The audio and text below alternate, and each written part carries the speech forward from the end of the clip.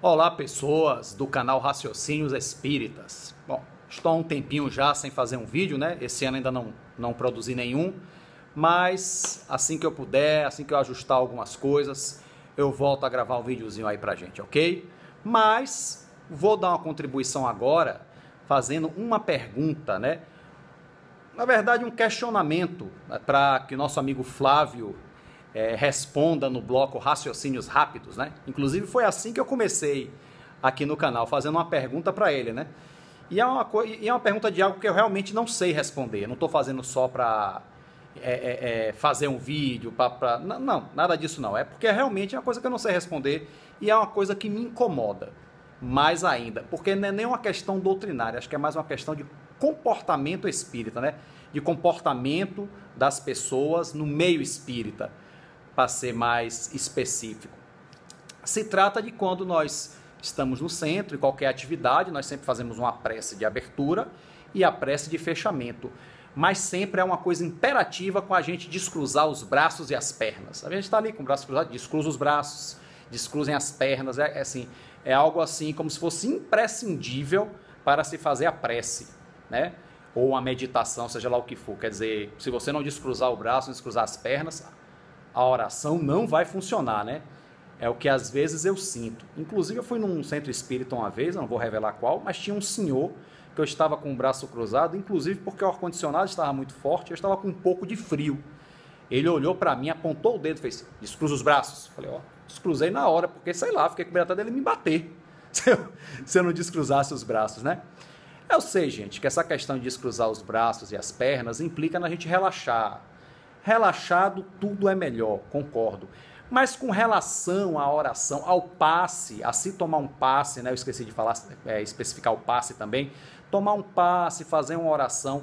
Será que é crucial mesmo essa coisa tão imperativa da gente ter que descruzar os braços e as pernas? Quer dizer, se a pessoa não quiser descruzar os braços e as pernas, o passe não vai funcionar, a oração não vai ter efeito. Então isso é uma coisa que eu gostaria de questionar, porque é algo sim que me incomoda, né? Principalmente esse senhor fez descruze assim, né? Então é algo que me incomoda, eu confesso, e assim eu acho que é um pouco de exagero, né? Talvez não seja tão necessário, mas posso estar errado também, né? Então eu vou levantar essa bola e dar para você, meu amigo Flávio, aí no canal Raciocínios Espíritas, né? Tô levantando a bola e vou dar para você chutar. Então, por favor, faça aí suas colocações sobre esse assunto. Grande abraço a todos. Fiquem com Deus. Querido amigo Ricardo Dib, o meu abraço fraterno, o meu carinho. É uma grata satisfação sempre tê-lo colaborando e interagindo no canal Raciocínios Espíritas. Você que já é um colaborador aí recorrente, para mim é uma grata satisfação estar interagindo dessa forma. Você começou, né, o pioneiro desse formato do Raciocínios Rápidos, né, de propor perguntas e eu ou outra pessoa do canal pode responder. E, de fato, essa é uma questão bastante pertinente que precisa ser examinada com cuidado, com delicadeza e com espírito de coerência, tomando como fundamento as letras espíritas, particularmente a obra da codificação kardeciana.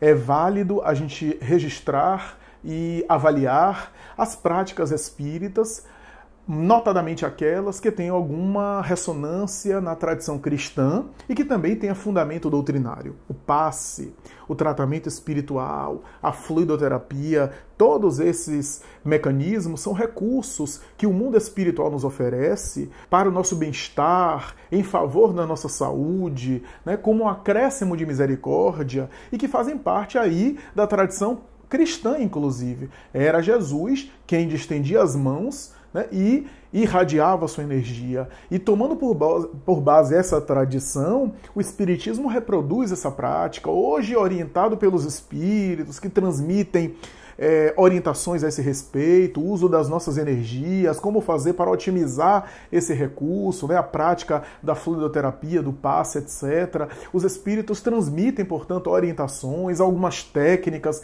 mas nada disso deve sobrepor-se ao sentimento e à moralidade, porque, no fundo, a eficácia da irradiação na fluidoterapia tem a ver com a excelência moral nossa, que faz com que a qualidade dos nossos fluidos, como diz Allan Kardec, sejam positiva a ponto de oferecer saúde e de propiciar bem-estar ao sujeito, sempre levando em conta as limitações colocadas e estabelecidas pelo próprio Criador, que tem a ver com a lei do mérito e do demérito também, e das necessidades de cada um, as necessidades individuais. Mas é uma prática válida, nobre, em que pese a nossa maior meta na doutrina espírita não é os tratamentos que vão melhorar o nosso bem-estar físico, mas a nossa mudança na alma.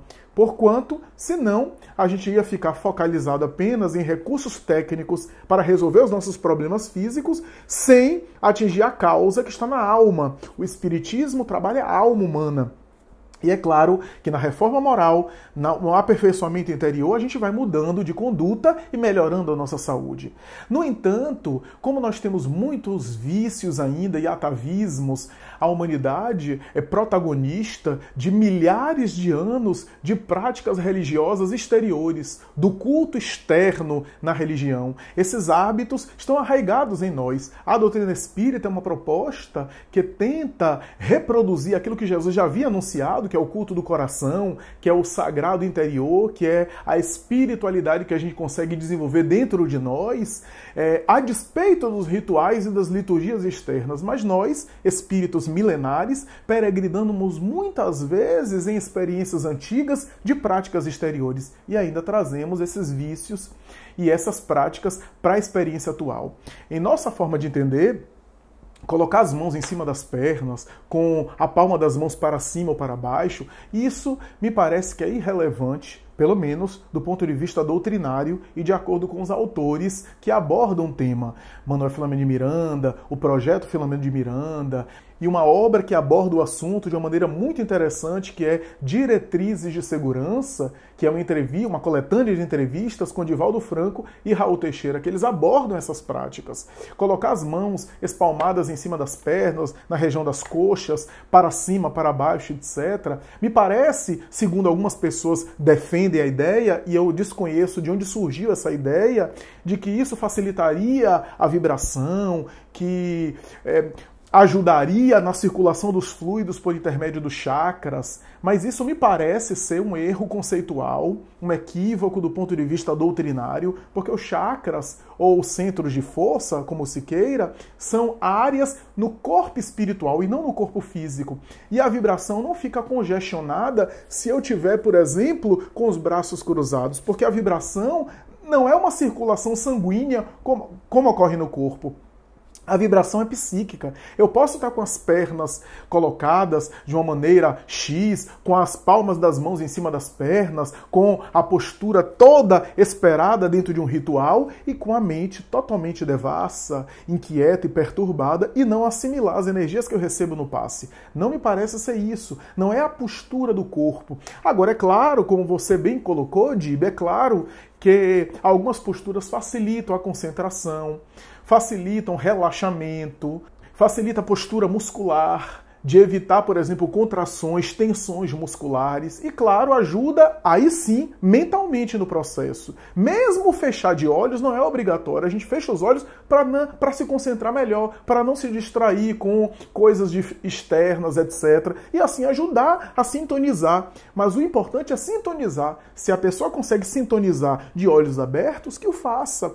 O Espiritismo tenta, de alguma forma, instruir e trabalhar essas questões na alma humana, conscientizando e iluminando as consciências através de uma espiritualidade interior, sem se preocupar com essa liturgia externa, com esse ritual externo que é de só menos importância. Então eu penso que, e conforme esses autores que eu citei, eu penso que colocar as mãos nas pernas, nas coxas, ou não colocar, abrir os olhos, fechar, são todas posturas particulares, são todas posturas específicas que em nada afeta a transmissão do passe, caso a alma esteja sintonizada. O importante é eu estar em sintonia, em conexão. Se eu fico em conexão orando de joelhos ou orando sentado, pouco importa. O importante é o psiquismo estar em sintonia com o alto, E essa é a base, porque senão estabeleceremos padronizações excessivas. É claro que numa casa espírita, onde a gente aplica passe